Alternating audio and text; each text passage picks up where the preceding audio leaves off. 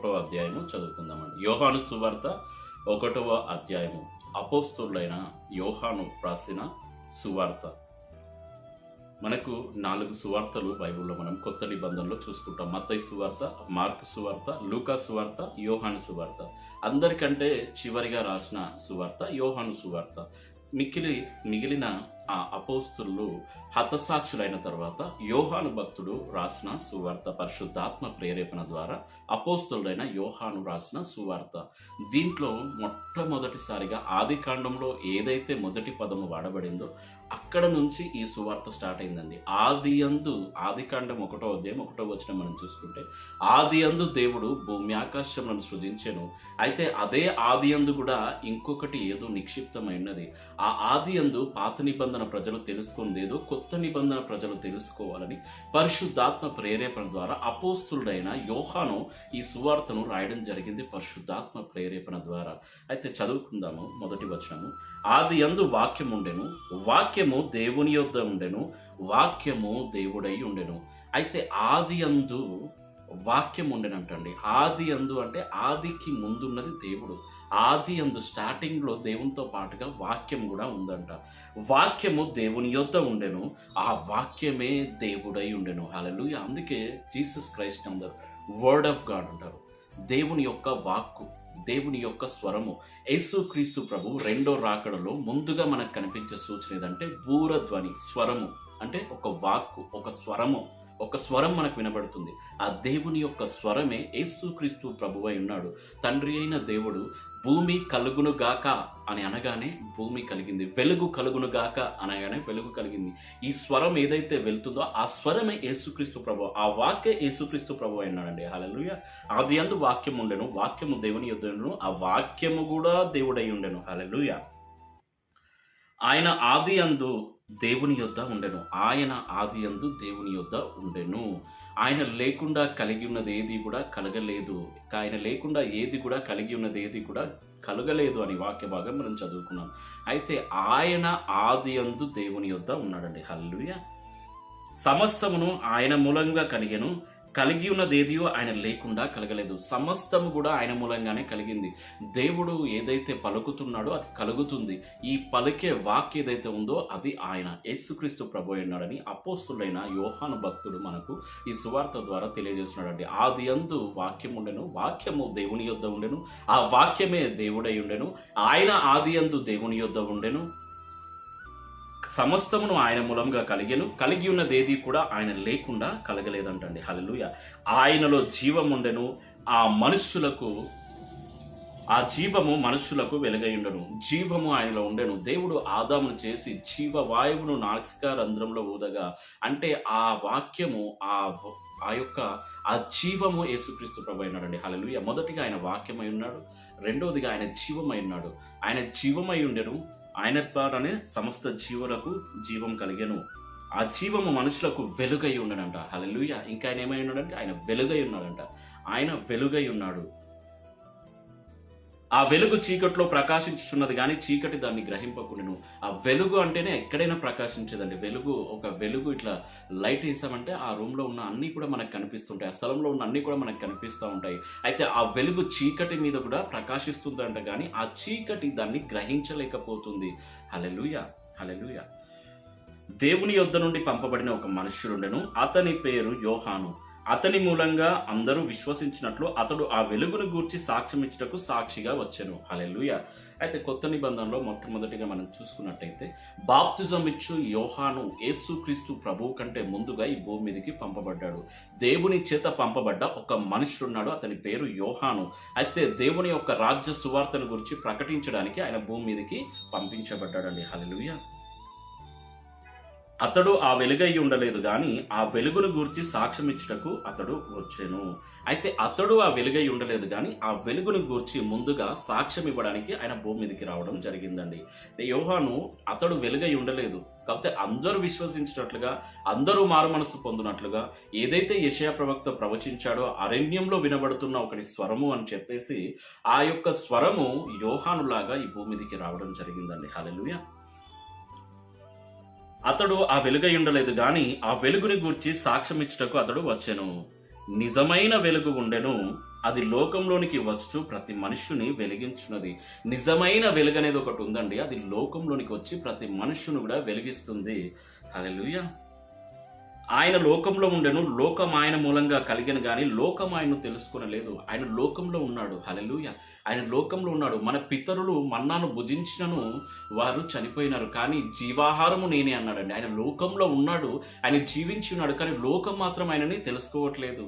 అబ్రహాంతో మాట్లాడిన దేవుడు, హల్లెలూయా హల్లెలూయా, ప్రతి ప్రవక్తతో మాట్లాడుతున్న దేవుడు ఆయన తనను తాను కనపరుచుకుంటున్నాడు. ఆయన లోకంలో ఉన్నాడు, కానీ లోకము ఆయనను తెలుసుకోవట్లేదు. హల్లెలూయా. 11వ వచనం, ఆయన తన స్వకీయుల యొద్దకు వచ్చెను, ఆయన స్వకీయులు ఆయన్ను అంగీకరింపలేదు. ఆయన తన స్వకీయుల యొద్దకు వచ్చాడంట. తన స్వకీయులేంటి? దేవునికి చుట్టాలు, బంధువులు ఏమైనా ఉంటారా? ఆయన స్వకీయులేంటి? ఆయన ఏదైతే వాగ్దానం చేశాడో అబ్రహాముకి, దావీదుకి, మీ గర్భంలో నుంచి తరతరములు ఏలే రాజు వస్తాడని ఆ వాగ్దానం ప్రకారంగా అక్కడ మాట్లాడడం జరుగుతుందండి. దేవునికి స్వకీయులు, బంధువులు, చుట్టాలంటూ ఎవరు లేరు. దేవుడు ప్రతి ఒక్కరిని సృజించి ఉన్నాడు. ప్రతి ఒక్కరికి ఆయన సృష్టికర్త అయి ఉన్నాడండి. హల్లెలూయా. ప్రతి ఒక్కరిని ఆయన ఎరిగి ఉన్నాడండి. హల్లెలూయా. ప్రతిదీ భూమి మీద కానీ, ఆకాశంలో కానీ, సముద్రంలో కానీ ప్రతిదీ కూడా సృష్టించిన వాడు దేవుడే. ప్రతి ఒక్కరిని ఆయన ఎరిగి ఉన్నాడు. ప్రతి ఒక్కరి తల వెంట్రుకలను ఆయన లెక్కించి ఉన్నాడు. హల్లెలూయా. తల్లి గర్భంలో రూపొందించక మునిపే నేను ఎరిగి ఉన్నానని మాట్లాడే దేవుడు అండి. హల్లెలూయా హల్లెలూయా. అయితే ఆయన స్వకీయుల యొద్ద కంటే ఏదైతే వాగ్దానం ద్వారా ఆయన రావాలో, ఏదైతే వాగ్దానం నెరవేర్పు జరగాలో, అబ్రహాముకి ఇచ్చిన వాగ్దానము మనం మత్తయి సువార్త 1వ అధ్యాయం 1వ వచనంలో చూసుకున్నట్లయితే, అబ్రహాము కుమారుడైన దావీదు కుమారుడైన యేసుక్రీస్తు వంశావళి అని ఉంటుంది. వాళ్ళిద్దరికి దేవుడు మీ యొక్క రాజ్యము స్థిరంగా ఉండును, వాళ్ళకి ఒక నిబంధన చేశాడు దేవుడు, వారికి ఒక వాగ్దానం చేశాడు. కాబట్టి ఆ విధంగా స్వకీయులు అనే మాట ఇక్కడ వాడడం జరిగిందండి. హల్లెలూయా. తన్ను ఎందరు అంగీకరించిరో వారికందరికీ, అనగా తన నామమందు విశ్వాసం ఉంచు వారికి దేవుని పిల్లలగుటకు ఆయన అధికారం అనుగ్రహించెను. హల్లెలూయా. తనని ఎంతమంది అయితే అంగీకరిస్తారో, ఇక్కడ స్వకీయులని మెన్షన్ చేయలేదు, ఇక్కడ యూదులని మెన్షన్ చేయలేదు, ఇక్కడ ఇశ్రాయేలీలు ఒక పర్టికులర్ కంట్రీ అని కానీ, ఒక పర్టికులర్ స్టేట్ అని కానీ, ఒక పర్టికులర్ సిటీస్, టౌన్ అని ఇక్కడ మెన్షన్ చేయలేదు. అక్కడ ఏమన్నాడు? తన్ను ఎందరు అంగీకరించారో, తనని ఎంతమంది అయితే అంగీకరిస్తారో వారందరినీ కూడా దేవుని పిల్లలగుటకు ఆయన అధికారం అనుగ్రహించాడండి. హల్లెలూయా హల్లెలూయా. అతడు ఈ మతము కానీ, ఈ కులం కానీ అని ఇక్కడ ఏం మాట్లాడట్లేదు, ఈ దేశం కానీ, ఈ ప్రాంతం కానీ అని మాట్లాడట్లేదు. అక్కడ తన్ను ఎందరైతే అంగీకరించారో అందరూ కూడా దేవుని పిల్లలగుటకు అతడు అధికారం అనుగ్రహించాడండి. హల్లెలూయా హల్లెలూయా. వారు దేవుని వల్ల పుట్టిన వారే గాని రక్తము వల్లైనను, శరీరేచ్ఛల వల్లైనను, మనుషేచ్ఛల వల్లైనను పుట్టినవారు కారు. అయితే ఆ దేవుని పిల్లలు ఎవరంటే అండి, వారు దేవుని ద్వారా పుట్టిన వారే. వారు రక్తం వలన గాని, మనుషేచ్ఛల వల్ల గాని పుట్టినవారు కాదు. ఎందుకంటే తల్లి గర్భంలో పుట్టక మునిపే, తల్లి గర్భంలో నేను రూపొందించక మునిపే, జగత్తు పునాది వేయబడక మునుపే, జగత్తు పునాది వేయబడక మునుపే ఆయన కన్నులు మనల్ని చూసినామంటండి. హల్లెలూయా. కాబట్టి రక్తం వలన గాని, శరీరేచ్ఛల వలన గాని వీరు పుట్టినవారు కాదు. ఎంతమంది అయితే తనను అంగీకరించారో దేవుని పిల్లలగుటకు వారికి అధికారం ఇచ్చాడు. ప్లస్ ఏంటంటే వారు మనుష్యేచ్ఛల వల్ల కానీ, రక్తం వల్ల కానీ పుట్టలేదు, కానీ దేవుడే వారిని పుట్టించారని చెప్తున్నాడండి. హల్లెలూయా. దేవుని వలన పుట్టిన వారే వారు. హల్లెలూయా. 14వ వచనం, ఆ వాక్యము శరీరధారి అయి కృపాసత్య సంపూర్ణుడుగా మన మధ్య నివసించెను. తండ్రి వలన కలిగిన అద్వితీయ కుమారుని మహిమ వలె మనము ఆయన మహిమను కనుగొంటిమి. హల్లెలూయా. అయితే ఆ వాక్యము శరీరధారి అయి, ఆ వాక్యము ఏదైతే యేసుక్రీస్తు ప్రభువు శరీరధారిగా మన మధ్య నివసించాడో చెప్తున్నాడు అపోస్తలుడైన యోహాను భక్తుడు. హల్లెలూయా. ఆయన శరీరధారి అయి మన మధ్యను నివసించాడు, దానికి మేమే సాక్ష్యం అని చెప్తున్నాడు అపోస్తలుడు. హల్లెలూయా. ఆయన శరీరధారి అయి కృపా సత్య సంపూర్ణుడుగా మన మధ్య నివసించాడండి. హల్లెలూయా. తండ్రి వలన కలిగిన అద్వితీయ కుమారుని మహిమ వలె మనము ఆయన మహిమను పొందాము. యేసుక్రీస్తు ప్రభువే తండ్రి తండ్రి తండ్రి అని పిలుస్తున్నాడు. యేసుక్రీస్తు ప్రభువే దేవుని కుమారుడు అని పిలువబడుతున్నాడు. కానీ ముందటి వచనాల్లో మనం చూసినట్లయితే ఎంతమంది అయితే తనను అంగీకరించారో వారందరూ కూడా దేవుని పిల్లలే.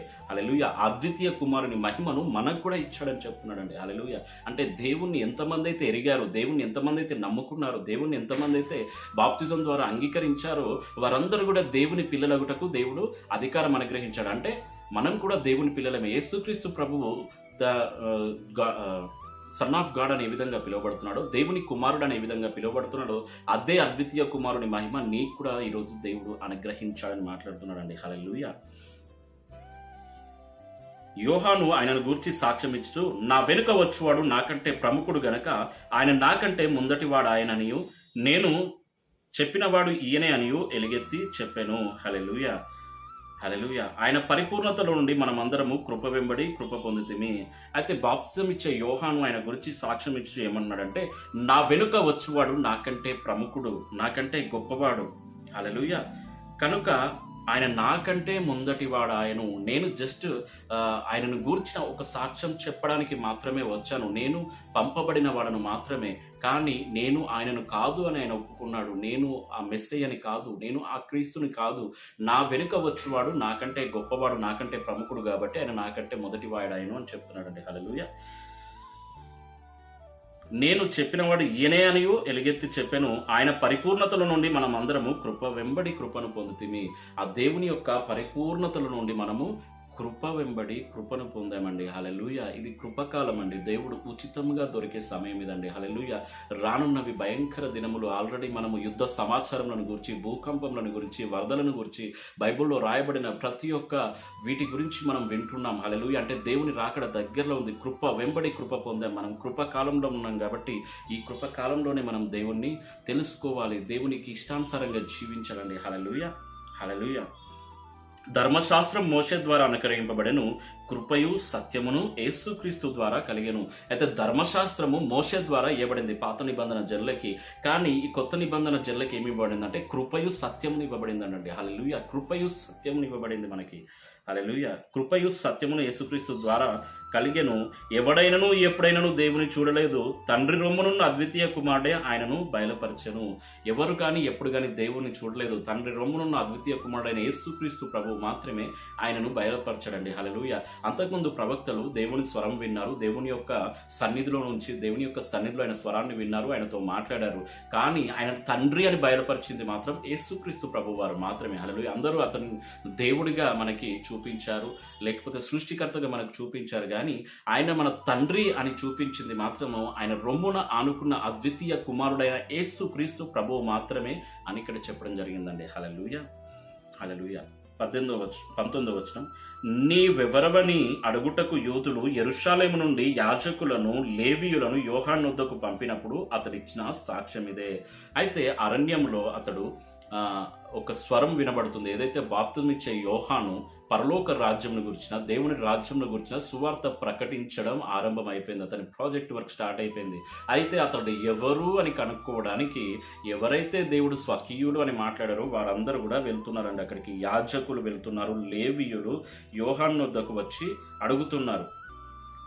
అతడు ఎరగననక ఒప్పుకొనెను, క్రీస్తును కానని ఒప్పుకొనెను. అతడు ఏమంటున్నాడంటే నీవెవరు అంటే అతడు ఏదో తెలియకుండా ఏదో ఆన్సర్ చెప్పట్లే కానీ అతడు ఎరగననక నేను మాత్రం క్రీస్తుని కాను అని చెప్తున్నాడండి. హల్లెలూయా. కాగా వారు మరి నీవెవరవు, నీవు ఏలియావా అని అడగగా అతడు కాననెను.